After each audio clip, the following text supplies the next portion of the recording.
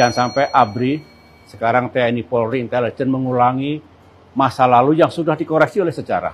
Suara masyarakat itu tidak untuk didengar, tapi hanya untuk dibeli saat mereka pemilihan. Terbukti gejolak masyarakat yang jelas-jelas menolak adanya revisi Undang-Undang TNI diabaikan sama pemerintah. Mereka justru mensahkan tepat hari ini revisi Undang-Undang TNI tersebut. Ada beberapa hal yang buat RUU TNI ini sangat amat perlu kita gagalkan. Yang pertama, dari segi proses, sejak awal draft yang beredar terkait dengan poin-poin apa saja yang direvisi itu simpang siur. Yang sempat beredar itu sempat dibantah oleh Sufmi Dasko, katanya itu bukan yang dibahas di DPR. Terus mana yang dibahas di DPR? Gak ada sampai sekarang. Bahkan Pak Dasko kembali menyatakan hari ini kalau misalkan nanti undang-undang itu akan diedarkan kalau sudah disetujui untuk disahkan. Artinya gak ada ruang masyarakat untuk bisa mengkritisi lebih lanjut terkait dengan poin-poin revisi undang-undang TNI. So yes, wajar masyarakat khawatir karena prosesnya tidak transparan, terkesan tertutup, kemarin bahasa di hotel berbintang ya kan ya.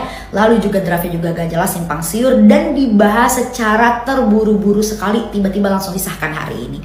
Ternyata DPR bisa kerja cepat juga ya. Kalau RUU perampasan aset bisa cepat juga nggak? But anyway ya, buat kalian yang mungkin masih berpikir kalau urusan undang-undang mah itu urusannya DPR aja, presiden mah nggak ikut-ikut.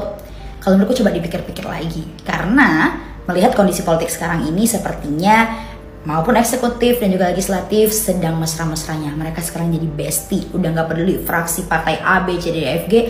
Mereka bersekongkol, kong kali kong untuk satu kepentingan. Tapi nggak tahu kepentingan siapa. Tapi kalau melihat suara masyarakat diabaikan seperti ini, yang jelas bukan kepentingan kita yang lagi diperjuangkan. Tapi kalau menurut kalian gimana? Komen di bawah. Thank you. Coba jawab pertanyaan gue. Kenapa tentara bersikeras banget ingin masuk ke pemerintahan? Bahkan udah ada amanat reformasi untuk pelarangan dui fungsi ABRI. Hari ini pun mereka melakukan berbagai cara, menghalalkan berbagai cara agar mereka bisa menguasai ruang-ruang sipil, ruang politik, bahkan juga ikut berbisnis gitu. Seakan-akan tuh kayak semua pengelolaan negara ini pengen sama mereka aja. I have to know all. Pasca tahun 1945, setelah kemudian mereka ngerasa bahwa mereka telah berkorban paling depan di garda terdepan untuk kemudian merebut kemerdekaan melawan Belanda, muncul sebuah perasaan-perasaan paling berhak di kalangan para militer atas pengelolaan negara Indonesia. Nah, kelompok ini teman-teman adalah merupakan sebuah kekuatan sayap kanan yang memang saat itu sangat intens banget berhubungan dengan Amerika Serikat, bahkan sampai kemudian berperan aktif dalam sebuah peristiwa yang mungkin teman-teman kenal dengan istilah G30S. Kemudian, setelah Soeharto naik menjadi presiden pada tahun 1966, Soeharto kemudian mencoba untuk mengakomodasi kelompok militer ini dengan menempatkan mereka ke jalan-jalan atau ruang-ruang yang lebih luas lagi. Tidak hanya kemudian di sektor birokrasi dan juga jabatan sipil yang menentukan investasi, tapi juga mendudukan mereka terhadap sektor-sektor lain, sektor ekonomi dan juga pengolahan sumber daya alam, khususnya minyak, kayu, tanah, dan juga perkebunan. Kalau misalkan dipertanyakan mencari alasan bagaimana kenapa kemudian ada kemakmuran di era Orde Baru, itu tuh bukanlah karena adanya pasar bebas yang kemudian kompeten, yang kemudian profesional, bukan.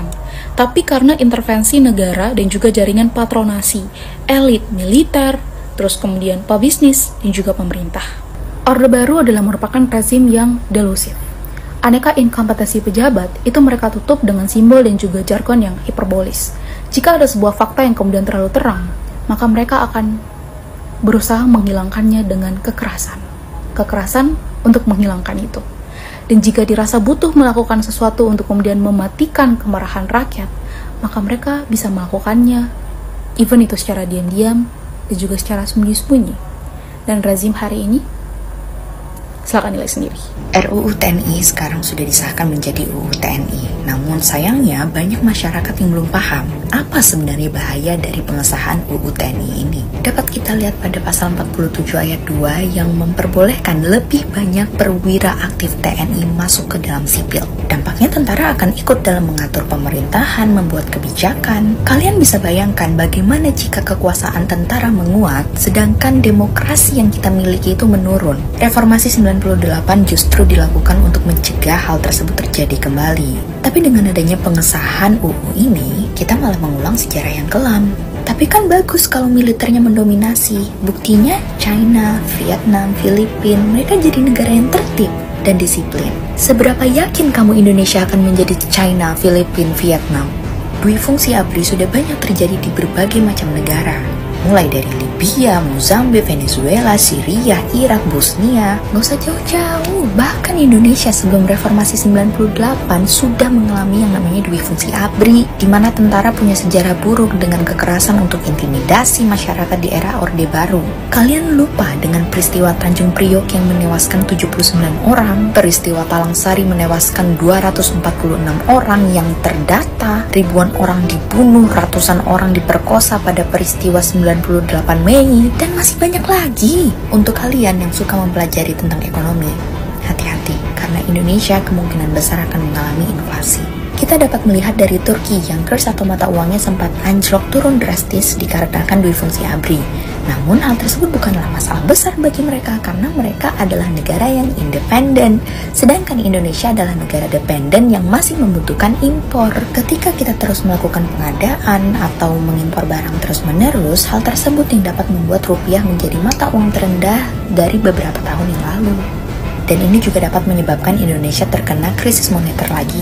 Terus sekarang gimana? Kan udah sah jadi undang-undang. Demokrasi tetap bisa kita perjuangkan. Pahami isinya, kritisi secara akademis, sebarkan, dan tetap berisik. Undang-undang TNI sudah disahkan oleh DPR RI. Tetapi adik-adik mahasiswa tetap terus berjuang, dan saat ini mereka langsung menggugat Undang-Undang TNI ke Mahkamah Konstitusi.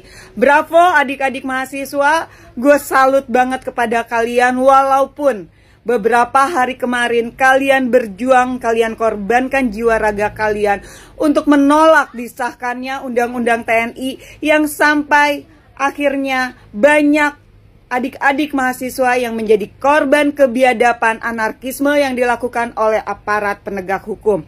Bravo, gue dukung terus adik-adik mahasiswa. Kalian tetap semangat, dan kalian untuk aparat penegak hukum yang sudah melakukan tindakan anarkisme kepada adik-adik mahasiswa pada aksi demo, ini adalah bukan yang pertama kali.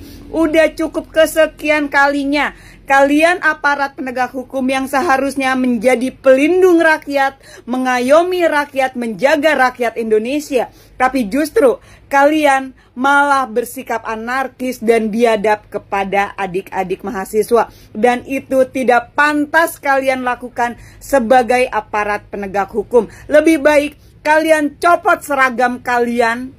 Jika kalian masih dengan karakter anarkis kalian, jangan gunakan jabatan kalian, jangan gunakan kekuasaan kalian untuk menindas adik-adik mahasiswa dan rakyat.